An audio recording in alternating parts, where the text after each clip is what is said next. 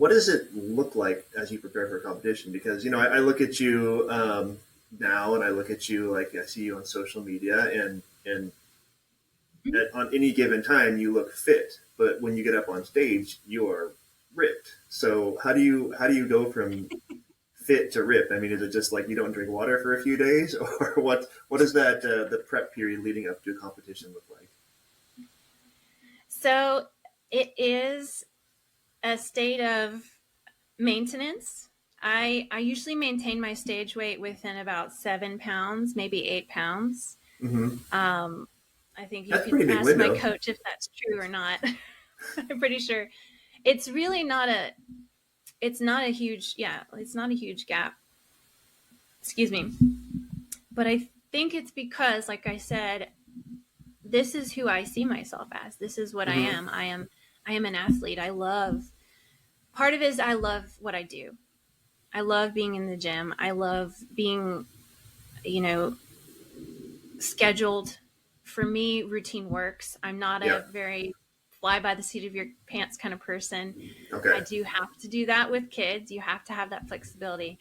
But my day-to-day schedule, as best I can, I try and keep it stable and routine as possible. Okay. So I'm pretty much eating the same things all the time. Okay. When I'm on prep or off prep, I have my chicken, my turkey, my salmon, tilapia. I've got all kinds of vegetables. I've got my rice. I've got my oatmeal. I love potatoes, plantains. I will throw plantains when I'm in the off season. I love plantains. Really? And maybe more potatoes in general, but because you do have to build muscle in the off season, that's where the building occurs. When you're cutting, it's a little bit hard to build muscle. Usually it's just maintenance at that point. You're maintaining your muscle mass and you're cutting the fat to prepare for stage. So it's a slow transition of off season building. We're kind of done. Then we start chipping away at the body fat, maintaining the muscle, and then peak week. By the time you get to peak week, which is the week leading up to stage, it's, playing with your water and your sodium, a little bit with your carbs. Okay. Yeah. And it sounds simplistic. It's not. It does sound simplistic. I was thinking it'd be much more complicated than that, and I'm sure there are many facets of it that are. But the fact that you're really maintaining muscle throughout, I think that's the most significant thing for me, right? Because you don't have to, you're not putting all this work into building muscle to get up to the competition. You've built the muscle that you want and you maintain it, and then leading up to the competition, you sculpt your body around that muscle, it sounds like. Exactly. So I'll give you an example. My first competition in 2019, I think my stage weight was about 115 pounds. Okay. It was quite low. That's pretty small.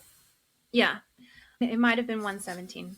I don't remember because the morning of, I didn't have a scale the day of, but I weigh 127, 128 now.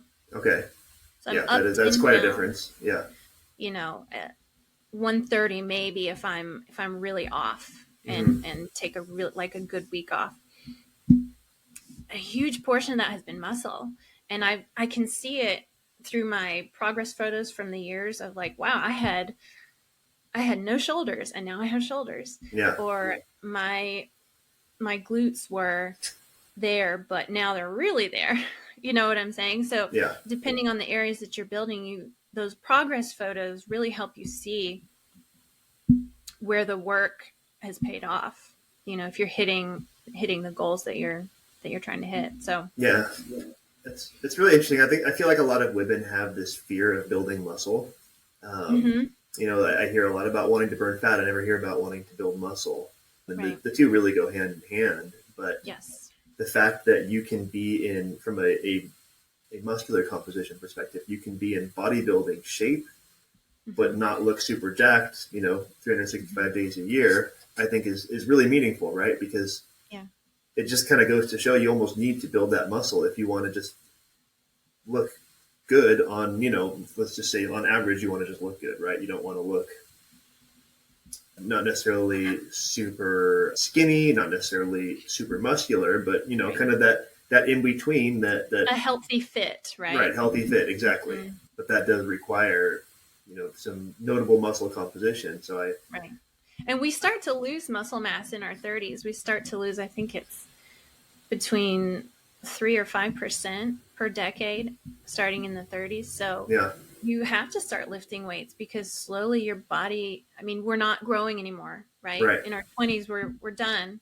So in the 30s, we start going back. So if we're not building the muscle, we're not maintaining our metabolism, because that's what's burning calories is, bone, muscle, organs, right? Fat doesn't, require anything.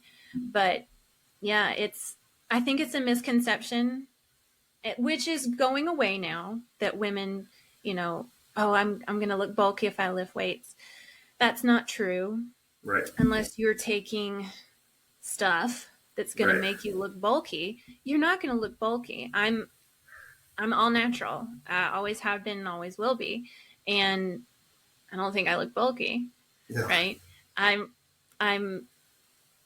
work hard to build muscle in certain areas that I'm lacking, but it's with very concerted effort and a plan structured around the goal of building muscle in these areas for the purpose of stage presentation.